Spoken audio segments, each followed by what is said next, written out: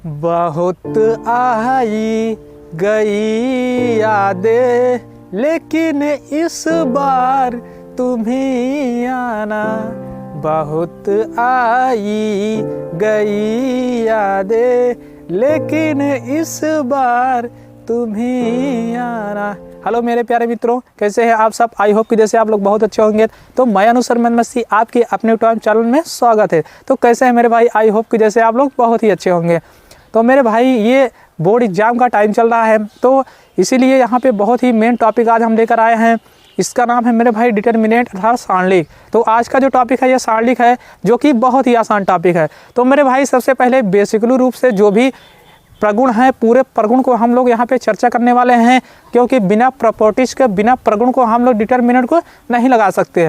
क्योंकि मेरे भाई आप सॉल्व कर लेंगे, लेकिन कहीं ना कहीं विस्तार करने में बहुत लंबा हो जाएगा तरीका। एग्जाम में आपको टाइम का, वैल्यू का यहाँ पे बहुत महत्व है। तो चलिए मेरे भाई यहाँ पे क्लास स्टार्ट करते हैं। बस हमारे साथ बने रहिए। यदि आप चैनल पे नए हैं तो वीडियो को लाइक कर लीजिए और चैनल को सब्सक्राइब कर लीजिए। तो चलिए मेरे भाई अब क्लास को स्टार्ट करते हैं। भाई जैसे कि यहाँ पे देख सकते हैं सारणिक। सारणिक किसे कहते हैं? सारणिक किसे कहते हैं मेरे भाई? सारणिक बहुत ही आसान टॉपिक है, क्योंकि मेरे भाई ये सारणिक देखा जाए तो एक प्रकार के आव्यूह से मिलता जुलता क्वेश्चन लगता है, लेकिन उसका तरीका अलग है सॉल्व करने का, और ये सारणिक का तरीका अलग है।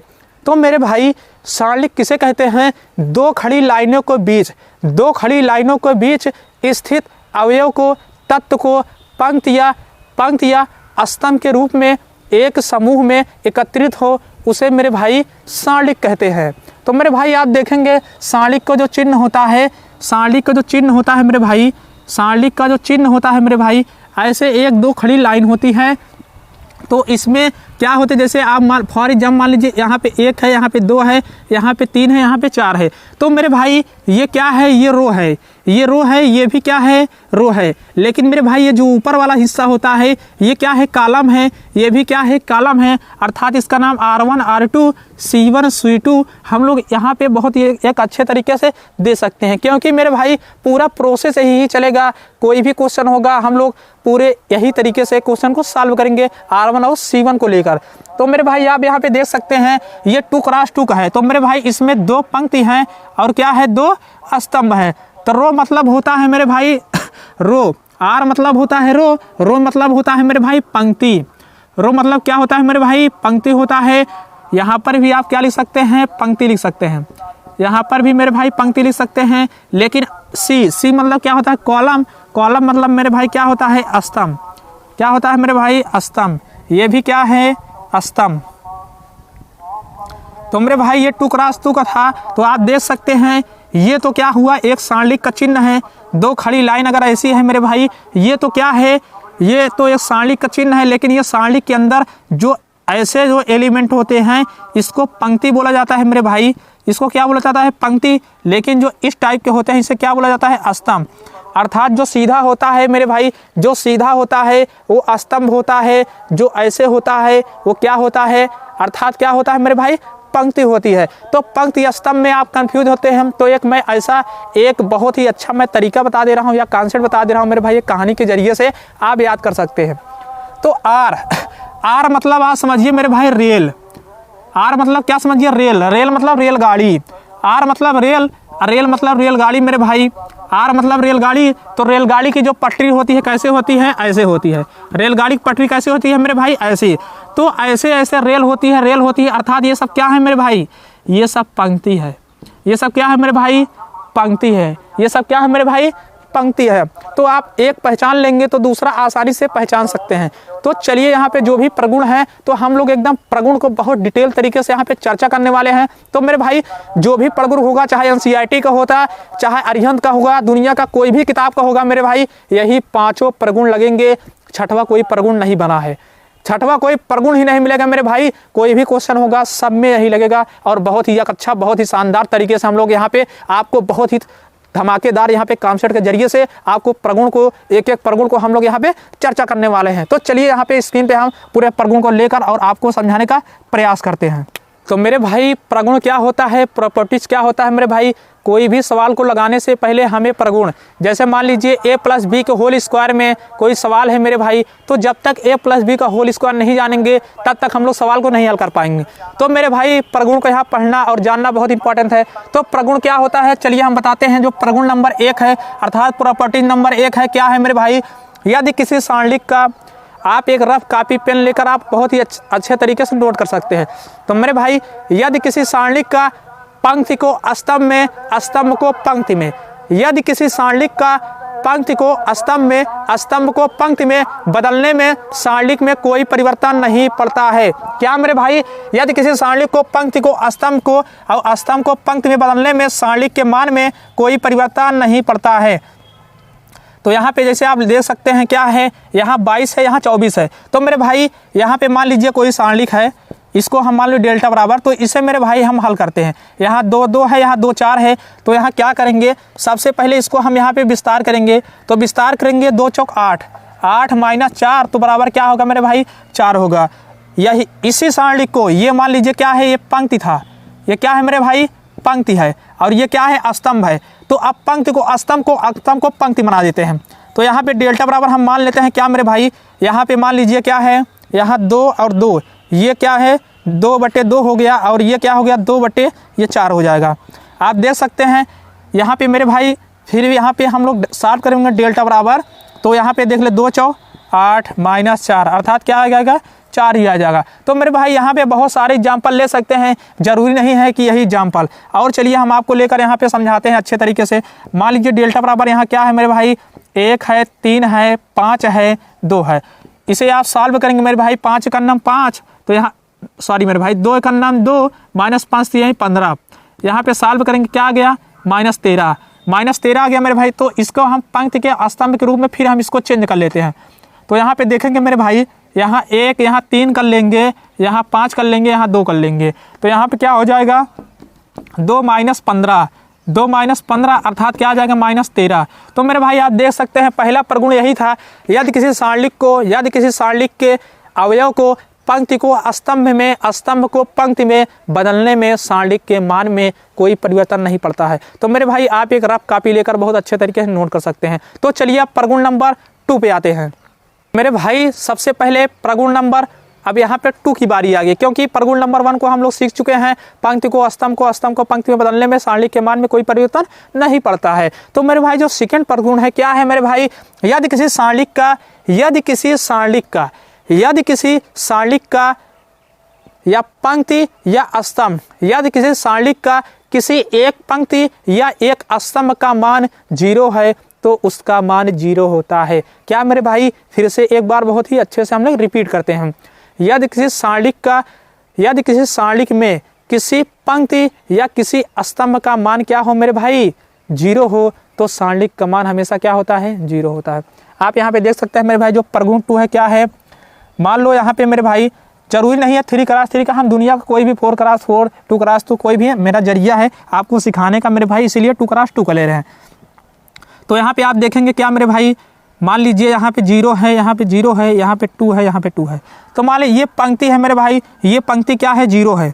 यदि किसी सारणिक का चाहे एक पंक्ति या चाहे एक स्तंभ अगर 0 है तो उसका मान क्या होगा सदैव 0।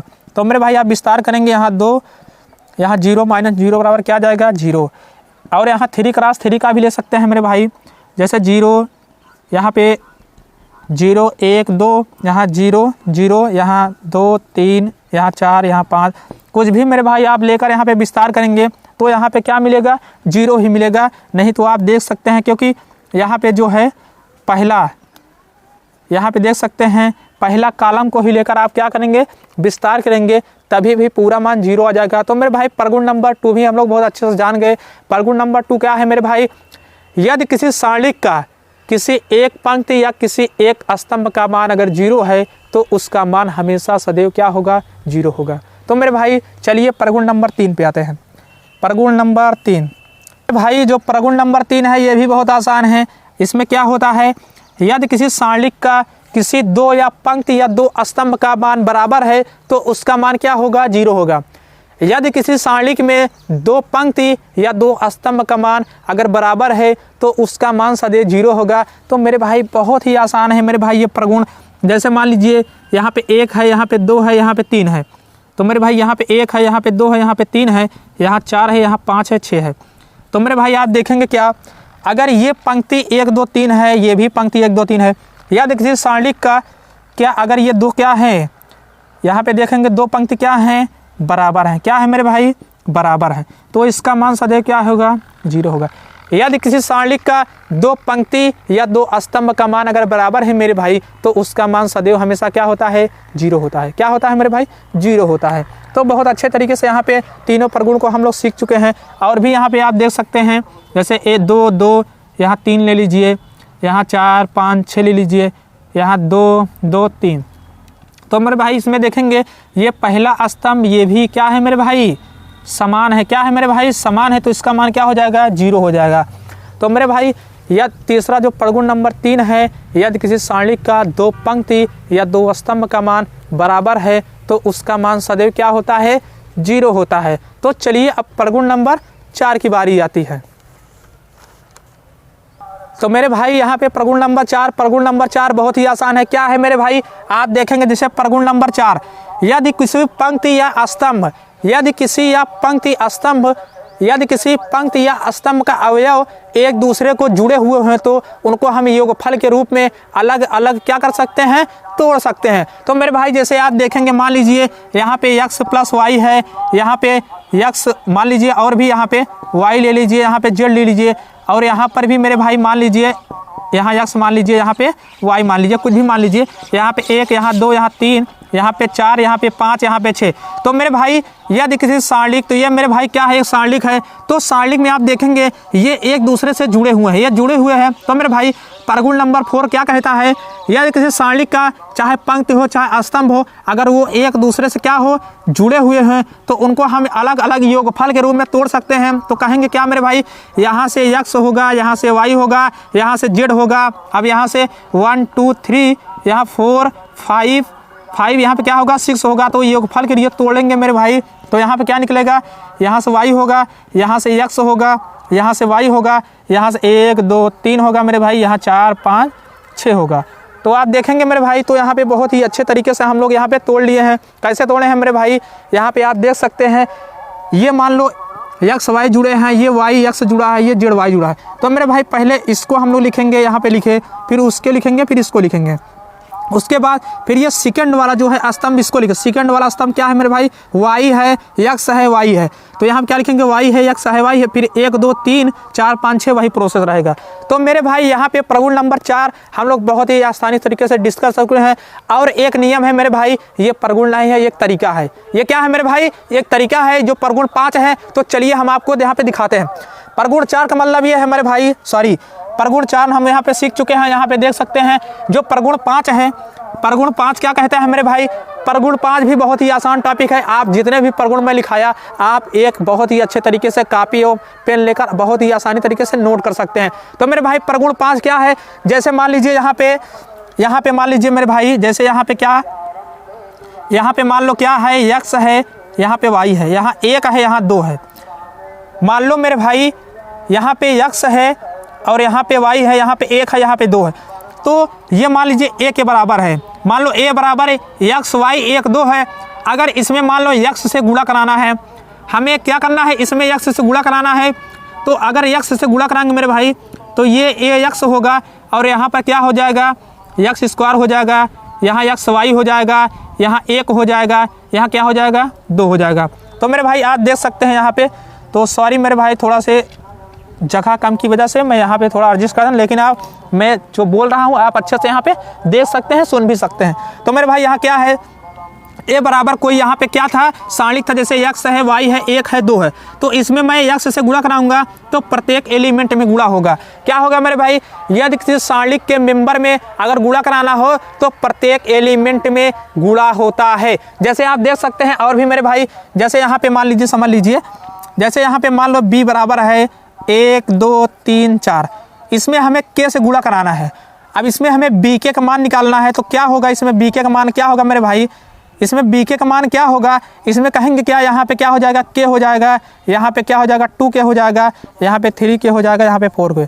तो मेरे भाई बहुत ही आसानी से यहाँ पे आप समझ गए होंगे क्या नियम है मेरे भाई, यदि किसी सारणी के अवयव में आपको क्या करना है, मल्टीपल करना है, तो उसमें प्रत्येक एलिमेंट में मल्टीपल होता है। ये प्रगुण 5 नहीं है मेरे भाई, ये एक हल करने का सारणी का एक तरीका है। तो मेरे भाई प्रगुण 1 हम लोग बहुत ही अच्छे से डिस्कस कर चुके हैं। तो चलिए एक बार हम रिपीट कर देते हैं बहुत ही अच्छे तरीके से और तेजी के साथ में। तो मेरे भाई प्रगुण 1 क्या था, यदि किसी सारणी का पंक्ति को स्तंभ के पंक्ति में बदलने पर सारणी का मान को कोई परिवर्तन नहीं होता है। जो सेकंड क्या था मेरे भाई, यदि किसी सारणी में किसी 2 या पंक्ति का स्तंभ मान अगर बराबर है तो उसका मान क्या होता है, 0 होता है। क्या होता है मेरे भाई, 0 होता है।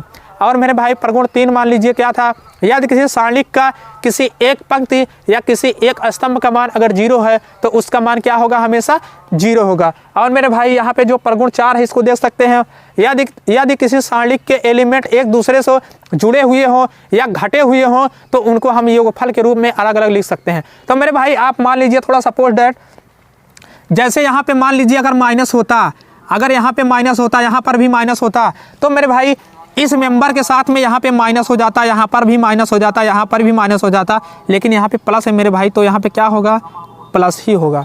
तो आप बहुत ही अच्छे से, आपका डाउट जो भी होगा मेरे भाई बहुत ही अच्छे तरीके से क्लियर हो गया होगा। सारणी की परिभाषा क्या थी मेरे भाई, 2 खड़ी लाइनों के बीच स्थित अवयव पंक्ति या स्तंभ के रूप में क्या हो, एक दूसरे के जुड़े हुए हैं तो उन्हें हम क्या कहते हैं मेरे भाई, सारणी कहते हैं। तो आज की क्लास यहीं तक मेरे भाई। मैं ऐसे धमाकेदार एक बहुत ही अच्छे तरीके से यहाँ पे इंटर का मैथ बहुत ही अच्छे तरीके से यहाँ पे मेरे भाई बहुत ही रिकवर कर रहे हैं मेरे भाई। तो बस ऐसे वीडियो हम एग्जाम पॉइंट के लिए लेकर आते रहते हैं। तो यदि आपको वीडियो अच्छी लगी तो वीडियो को लाइक कीजिए और चैनल को सब्सक्राइब कीजिए मेरे भाई। फिर मिलते हैं नेक्स्ट वीडियो के साथ।